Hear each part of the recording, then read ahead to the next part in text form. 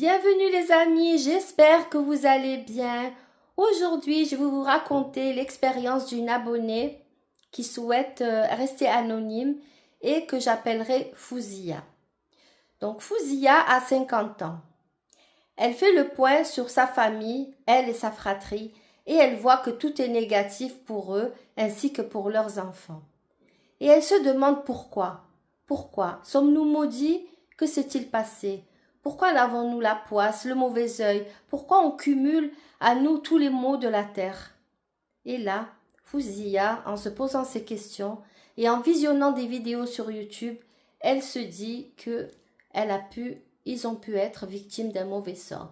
Et là, elle se souvient qu'un jour, l'ami de sa maman a voulu faire un jeu avec des baguettes en disant que c'était pour faire exaucer les vœux pour quand ils seront grands. Donc les 5 enfants étaient devant ce monsieur. Il leur a donné des baguettes et leur a dit, dès que vous entendez taper à la porte de la salle de bain, vous y allez, vous ouvrez la porte et vous posez votre baguette, en ayant au préalable fait un vœu. Donc c'est ce qu'ils firent innocemment, un tour chacun et chacun. Et cela leur a porté malheur. Il les a vendus à des démons. Il les a vendus à des esprits malsains.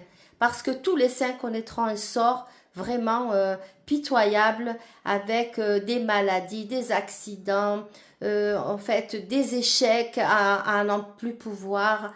Et là, Fouzia se dit qu'il soit maudit, parce qu'il nous a gâché notre vie. Et là, c'est en train de prendre sur tous nos enfants. Les miens, mes nièces et neveux, ils sont très rares ceux qui s'en sont sortis.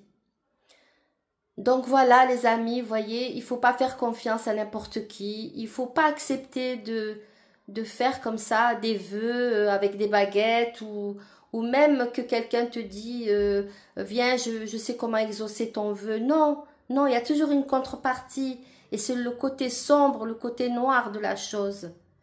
Donc Fouzia nous dit aussi que, eh bien ma foi, elle va essayer de retrouver cette amie de la famille de l'époque et elle va essayer de voir s'il est toujours vivant, lui demander d'enlever ce sort, tous ces démons et ces mauvais œils qu'il a pu mettre sur eux.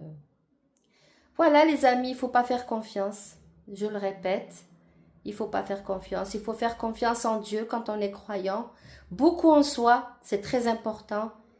Et vivre sa vie le plus correctement possible dans nos valeurs.